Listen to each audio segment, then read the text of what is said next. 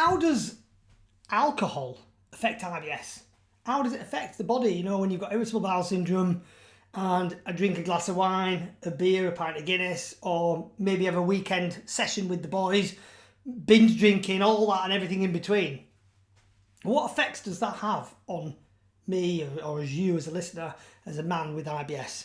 And listen, if that's on your mind, it's a big question, it's a common question, and recently a couple of people have emailed in actually to ask that same question as well. So I'm going to do an overview today. We're going to cover quite a few things, and also it's quite I guess coincidental that this comes at the back end. If you remember, for those that are listening to our podcast Beyond Bathroom Blues, if you listen to the last one, the YouTube video that I did, I promised, and I'm a man of my word, that I would share some best books with you throughout the coming weeks to give you some help to share how I got my knowledge and put it into practice, and then wisdom, so that you could benefit from that in your life as well, so that you feel happier, you have more energy, and maybe make some more money depending on what books you read and what things you put into action. So I'm going to share not only one of my best books, but after giving it some thought and chatting with my daughter and my wife, it's the best book. It's the best book that I have read out of hundreds, if not thousands of books that I've read in my life. This one book has literally had overall the biggest impact on my life. Overall. Other books that I've read have helped me out financially or spiritually with God and this and that. Individually, they've helped me out massively.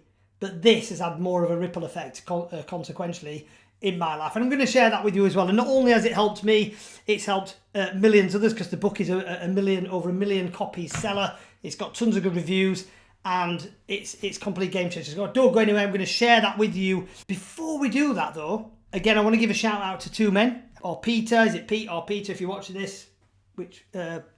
And Rob. If you're listening to this, thanks for the emails that you sent in. And if you're watching this as well and you've got questions and you want us to cover anything in the YouTube video, the podcast, Beyond Bathroom Blues, email in, guys. Email in. Don't be the quiet man, just sat in the dark, because you don't get anywhere. And also the question that you ask, don't think of it as a stupid question, because it might be a question that other people are asking as well. Do you know what I mean? People that are sat in, maybe struggling, suffering in silence, and they're thinking they've got all these questions going around in the mind, because that's what we do as men, innit? We like think of all this shit, and we're like, wow. And if you're that person that asks it, it helps other people as well. And also you get the benefit, because you get it answered as well. Happy with that? So Pete and Rob, if you're listening, questions round about, roughly the same, is what effect is alcohol having on not just my health, but one of you mentioned your health, and one of you mentioned IBS. So I'm going to weave that together today to help you two and help the wider audience. Approach this with an open mind. I'm not telling you this, don't get scared. I'm not saying, if anybody's watching this, that you need to stop drinking. This is not an anti-alcohol video. There's plenty of them to say stop drinking. Alcohol's bad. It is, but I'm not. Stop drinking. I don't drink, so therefore nobody else should drink. Not at all. If you drink alcohol, there's no judgment. It is what I used to drink shed loads in my life, and I'll share my story with you shortly as well. So it is alcohol, but obviously with IBS as well. if that makes sense. So let's dive in. This is going to give you can weaponize this wisdom, is what I'm saying. You can weaponize it into your own life, and then it could have the effect to change your life as it did mine and countless others. So then you've got more energy, you feel better, you can be more present at work, in your life, in your family, with your relationships with your kids, and ultimately you can earn more money. Because if you're turning up for work better, more focused and more switched on and with a clearer mind, less brain fog, less tiredness, less fatigue, less IBS symptoms. What are the positive consequences from that, guys? What are they? Your earning potential could increase massively. And who doesn't want to earn more money? Hey. Also, as I said before, we'll come on to the book recommendation in a minute, but we'll get to that in a second. So, story time. Okay, my own story is with alcohol. Now, if you've been listening to these shows, I've mentioned before about the IBS journey that I went on, and I'm not going to go into that too much depth today. In 2003, obviously I got IBS from a tour of Iraq when I was in the military infantry as a section commander, contracted D&V, and had progressively worsening symptoms from that time moving forwards. Now, that was all happening, and from that time in place, 2003 moving forwards, And also, other stuff, I mean, life gets in the way. Life gets in the way. Financially, my wife at the time, now an ex-wife, thankfully, I'm blessed and grateful that we're divorced, was draining me emotionally and financially. There was loads of drama. We ended up splitting up and obviously getting divorced, as I've said, a few years down the line, which I am gutted it affected my children. Now, throughout that time, I was in I guess the military is a toxic environment. It really is. I mean, think what they do. It can be quite a toxic environment. And my vice, as you will, wasn't drugs, because if you take drugs in the army, you get kicked out. It wasn't smoking or vaping. I've done smoking, but I quit many, many moons ago. It wasn't any of that. And it wasn't porn addiction or anything like that. Because I know everybody's got different ways of dealing with things. But mine was alcohol. And I wasn't, a die-hard alcoholic, getting up every day drinking, or even drinking every day. I'd wait until maybe the weekend, or on a Thursday night. If I was having my kids at the weekend, I'd maybe go out with the lads Thursday night, get upside down. What that means is you get really, really drunk, and then go to work Friday, sober up enough to then drive later on that evening to pick my kids up. So that was kind of, for me, it was, the military, the British Army. If you're watching this and you've got any knowledge of the British Army, I'm sure the American Army is the same. It used to be a big drinking culture. Everything revolves around drink. And that's the same in the UK. And it appears to be like that in America as well, and Canada. Everything, especially in the United Kingdom, everything revolves, it seems, around alcohol. Whether it's a funeral, the wake afterwards, a wedding, a birthday celebration, New Year's Eve, Christmas. There's just 5. And you could rattle off a list of about 100. And it's just everything. Oh, it's alcohol. Let's get some wine. Let's have some champagne. Let's go out with the lads and watch a rugby match and get pissed. Let's watch football, create a beer, food. Do you know what I mean? Everything seems to be revolved around alcohol, and it has done for hundreds and hundreds of years, if not maybe longer than that. I think there's, the stories of Jesus giving wine out in the Bible. So it's like 2,000 years ago, and the Romans, ancient Greece, the Greeks used to have massive parties and get absolutely drunk. So this has been around a long time. And because of that, it's become ingrained into us, hasn't it? Culturally, it's ingrained into us as a mindset from a very young age, from being a toddler, growing up, especially for me in the UK, that it's acceptable and normal, actually, and you're not normal if you don't drink. And how weird is it that when I stopped drinking, my auntie said to me, I think it was my auntie, I might be wrong, somebody in my family said to me, "Are you all right? You stopped drinking. Are you okay?"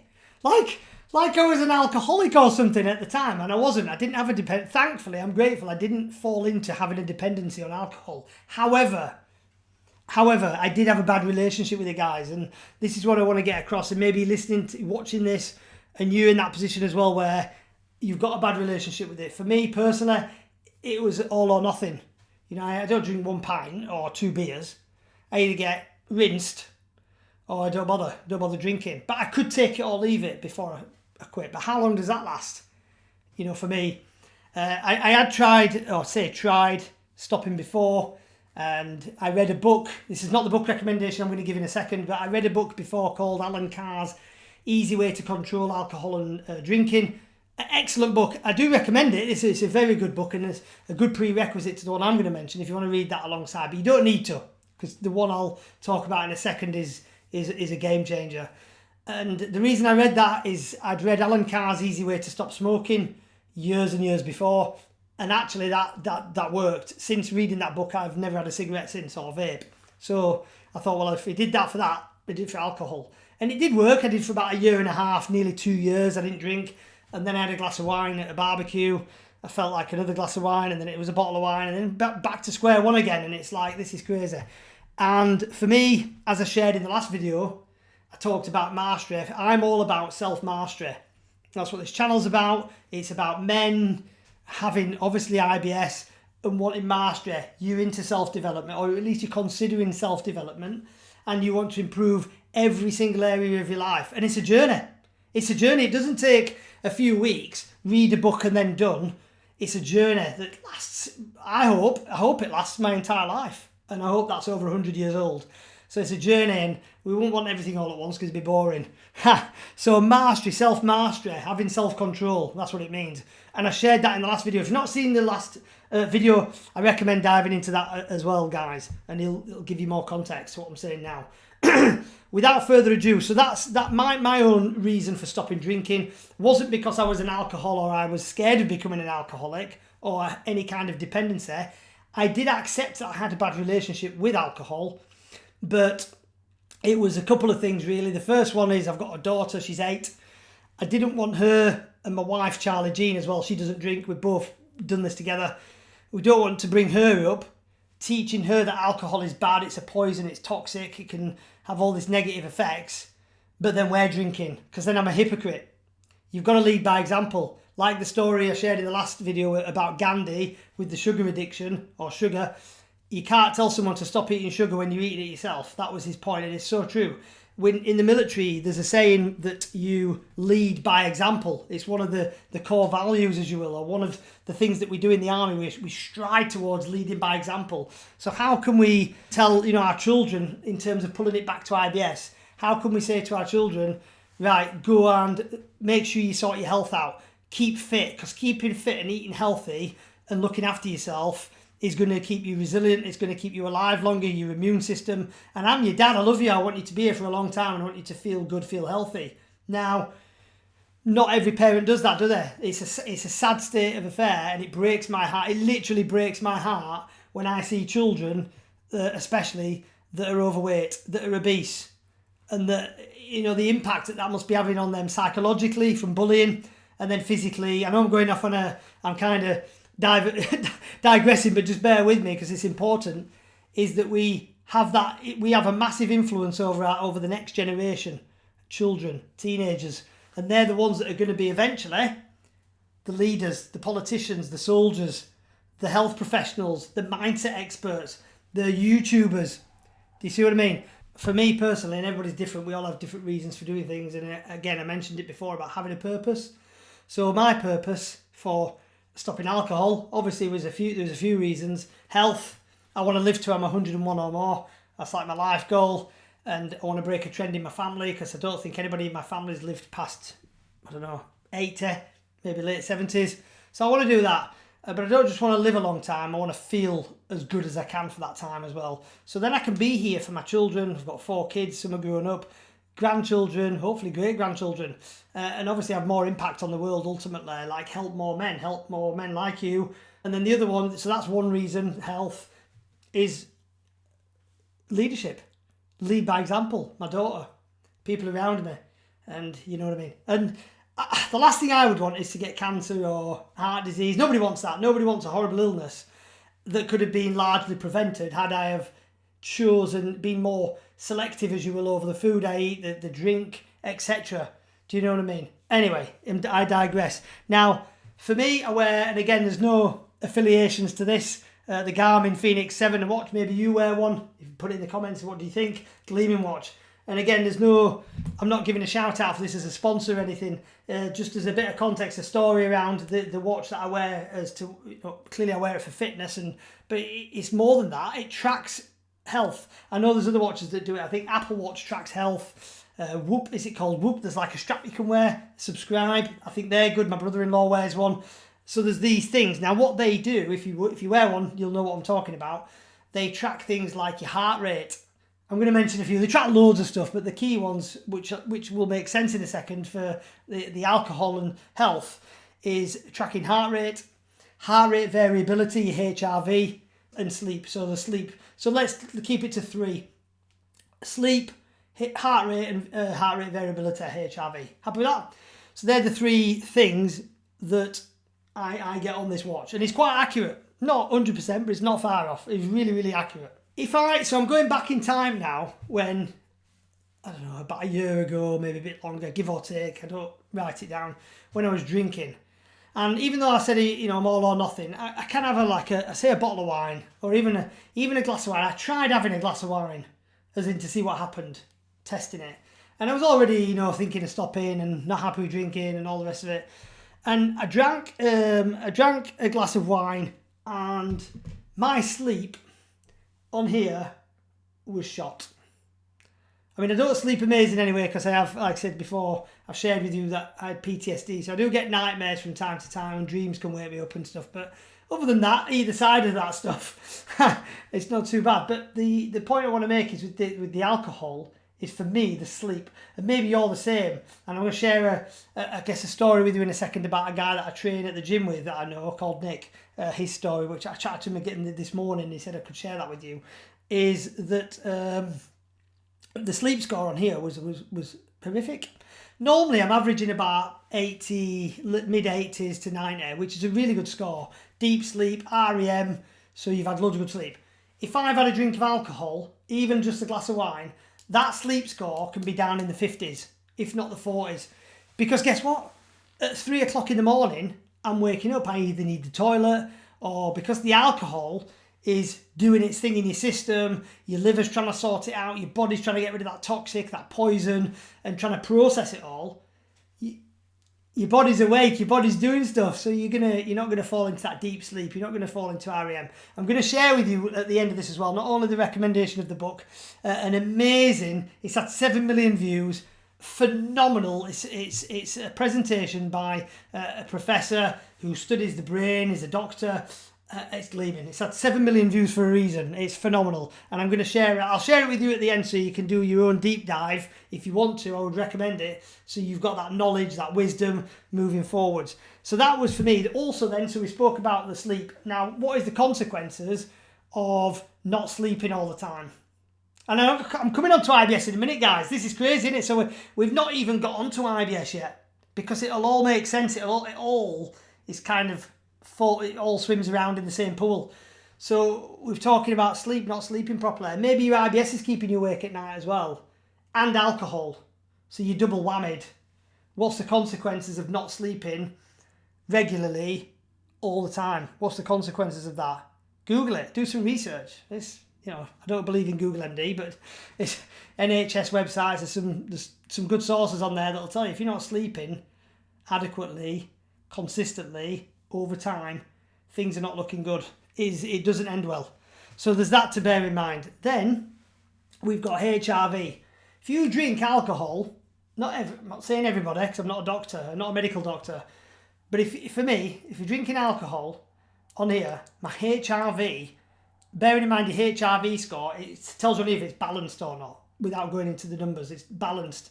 If it's not balanced and it's in red, once or twice, it could be stress, it might be that you're tired, you can get away with it. But what if it's there all the time? Also, what about your heart rate? Your heart rate's higher when you drink alcohol, pushes your heart rate up. Well, what if and blood pressure? So if you've got higher blood pressure and heart rate and a lower HRV score, higher HRV score and a lower, you're gonna, and you're unbalanced, your HRV is unbalanced consistently and your sleep's consistently rubbish. Dare I say that could point towards heart disease through having a heart attack?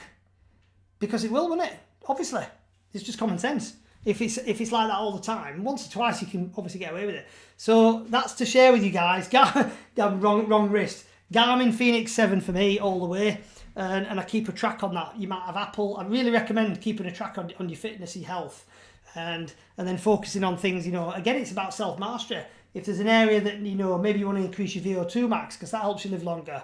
So then you can look at how to do that online, zone 2 training and cardio training, all this stuff, without going off on a tangent down there. Happy with that? As I said to you before, so a story, again, a guy at the gym called Nick, who I've been getting to know in the new house that we live in, when I do manage to get to the gym. And we were in there, and I mentioned, he said his sleep was short, and he's not got IBS, but his sleep was short, and he's a professional guy, I think sales manager, so he gets, a commission, so, extra money for doing better at work and stuff. And he said, yeah, typically, he's drinking, and Monday mornings, we're having a bit of a laugh about it. Monday mornings, if you've been out with the lads, Monday's a bit of a blur, tired, brain fog, don't really get into it, maybe operating at 40 to 60% potential compared to higher, and then it takes maybe till Tuesday, Wednesday, get back into it, and then it's Friday, back drinking again, and it's just a vicious cycle. And then his sleep was affected, and I obviously said, well, are you open to any kind of recommendations around what's going on there. Does it bother you? Yeah, it bothers me. And I gave the shout out to the book that we're going to talk about in a second, and he said, well, I don't really read books physically because it's a physical book. I said, well, I think there's an Audible version, but the author's got a podcast channel to listen to podcasts. Maybe give it a try. Maybe not. It's up to you. Whatever. Anyway, roll forward. He grabs me in the change room. He's like, Glenn, that podcast, I've been listening to the podcast and it is gleaming. I said, oh, that's really, about alcohol. Yeah, but I said, that's really, really good. How is it good for you? What is it? I was not doing a coaching session, but how is it benefiting you? He said, I'm sleeping better. I had a full night's sleep the other night. It was the first time in over a decade. A full night's sleep. I've had a full night's sleep. I'm going to work and I've not had a drink of alcohol in 2 months. I'm not even bothered. I'm going out with the lads and I'm drinking non-alcoholic drinks. Take my car. I'm in control. I feel more powerful. I'm turning up for work more on form. I said, this is gleaming. Can I share that with this podcast? Yeah, share it. It's a game changer. So it's everything. But we're gonna talk about IBS. So obviously the consequences long term is, again, you've got to think to yourself, what effects is it having on me? And listen, if you're drinking 1 or 2 drinks a week and you've got a healthy relationship with it, maybe it's no problem. Again, I haven't got a drama with anybody that drinks alcohol. I've not got a problem with alcohol in moderation if it's used correctly, I guess. But I have got a problem with the effects that it has on us as a nation in the UK and America, the amount of deaths it causes, whether it's drink driving, murders, abuse, rape, all the stuff that's affiliated to alcohol is horrific when you do your research. It's a flipping horrific. And I think the author of the book that I'm going to recommend, she is a cause for good. And I really hope that she's got God on her side and she's got people on her side and power. She's an entrepreneur. And I really hope that it's a wind of change in the direction of, like smoking has become less and less more favourable, less and less more less acceptable. It's now vaping and that's kind of dying off, thankfully. I really hope that that's the same with alcohol. Not that I'm against anything. I'm all about people being healthier, happier, and more connected. So how does it avoid IBS? Let's get to it. So things that I was talking to Charlie Jean, and obviously when she was working in the NHS as a dietitian, and obviously some of the clients we've had privately, a few have had issues with alcohol and it's been causing them problems. What it could do, it could irritate your stomach lining and your intestines. So if it's irritating your stomach lining and your intestines, you're gonna be suffering from, and this is whether you've got IBS or not. So forget, but obviously if you think about it from an IBS perspective, so if it's normally doing that to somebody and then causing bloating and diarrhea and stomach problems, what is that doing if you've got IBS as well? Do you see what I mean? So it's gonna make it worse, isn't it? It's gonna make those flare-ups worse, potentially. Well, not potentially, it is. So there's all this. It can affect, it can give you more gas. I've said bloating before, and obviously it can affect your immune system, so your mood, your gut microbiome. So it can affect all this stuff. Clearly your mood, you know this yourself, your mood. How grumpy do you get when you got a hangover? I'm not a good person to be around with a hangover. I'm not angry, I'm not like a nightmare, but I'm tired and a bit grumpy, a bit snappy.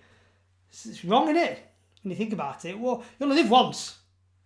It's like risk versus reward. Some alcohol is high in fermentable carbohydrates, FODMAPs. So if it's high in FODMAPs, and certain FODMAPs for certain people with IBS, it causes their triggers, causes symptoms.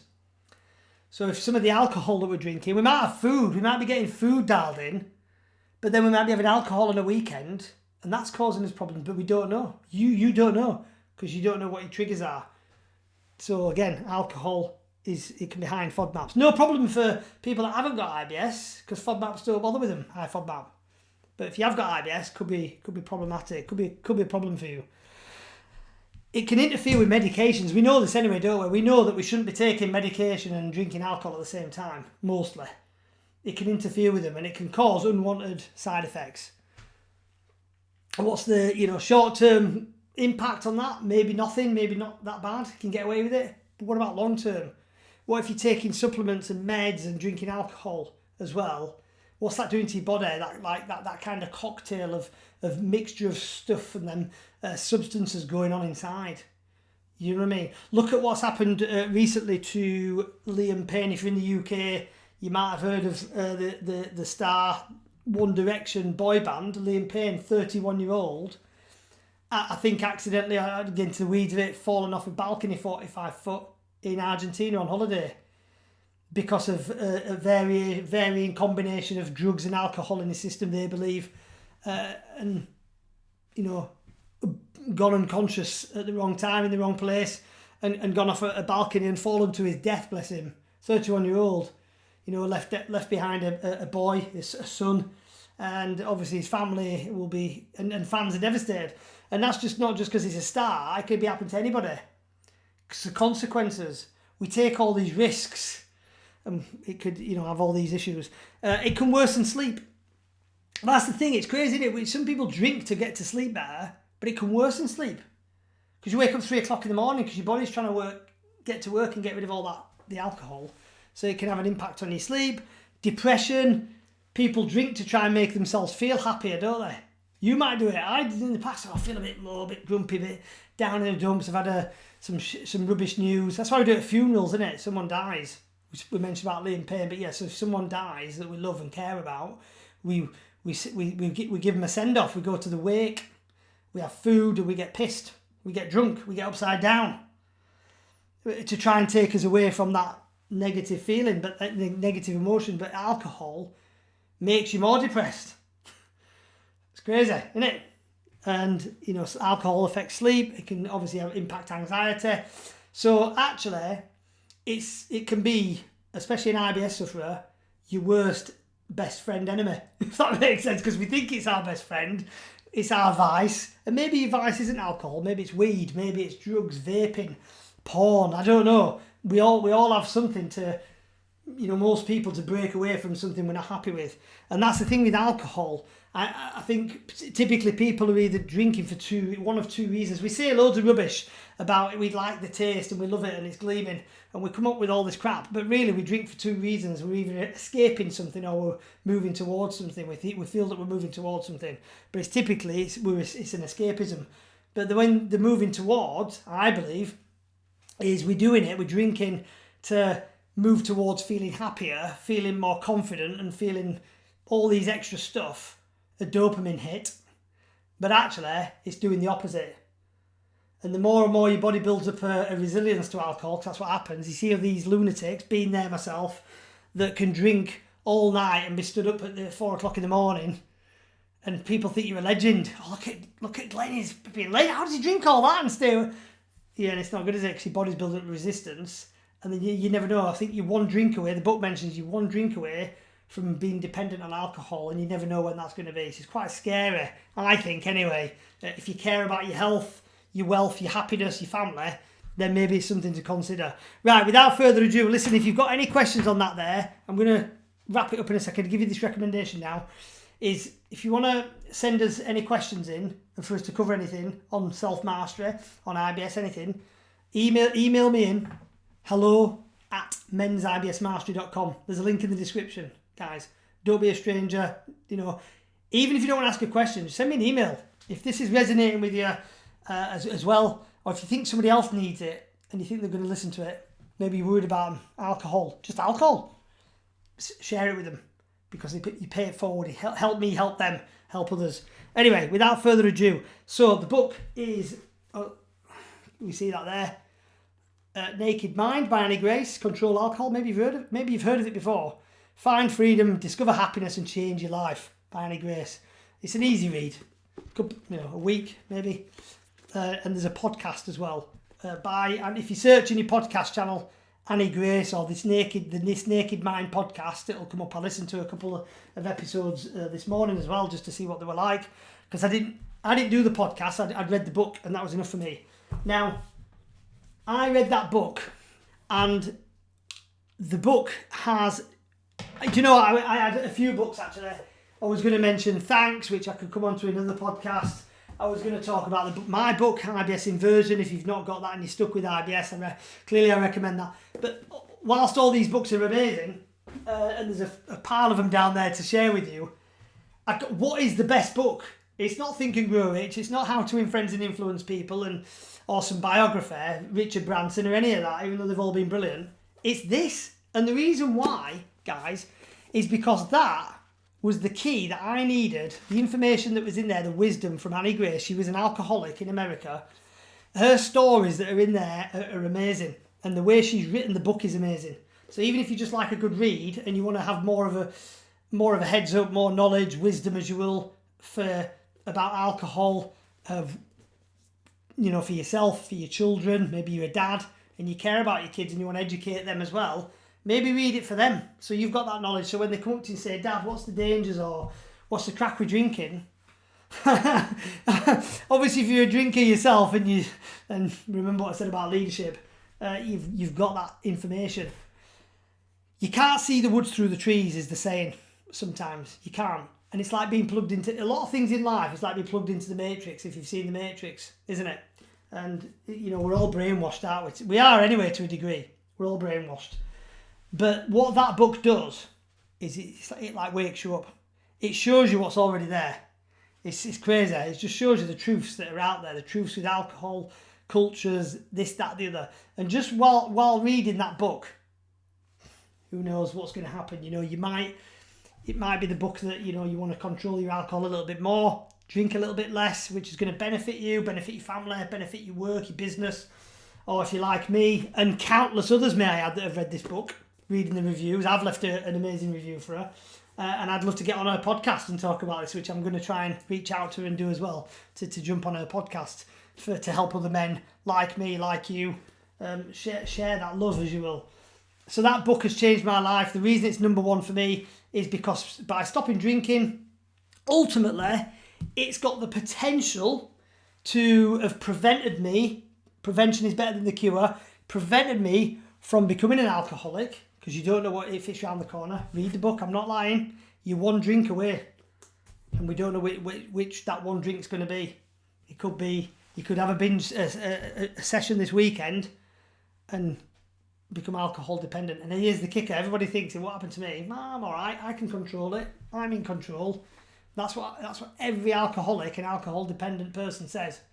So read the book. It's a game changer. I've got no affiliation or financial gain for this book whatsoever. It's just a pure me paying it forward, as you will.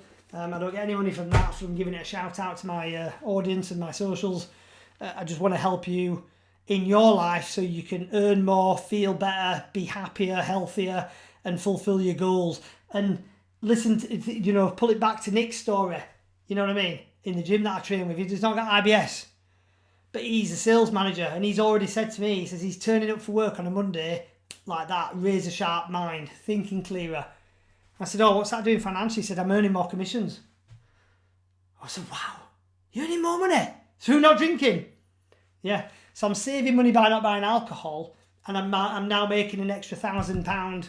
So about, I don't know what that is in dollars, $1,200-$1,300 a month. So it's not a great deal, but it'll just keep compounding now. He'll be able to earn more and earn more.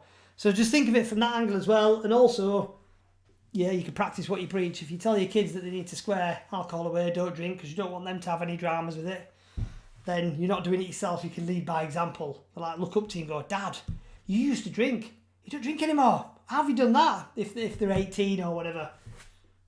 Do you know what I mean? And you can explain it to them in your way. Happy with that? So as I said before, check out I'll put a link in the description and on here now for Andrew Huberman. He's the professor. The video I mentioned earlier, Andrew Huberman show is phenomenal.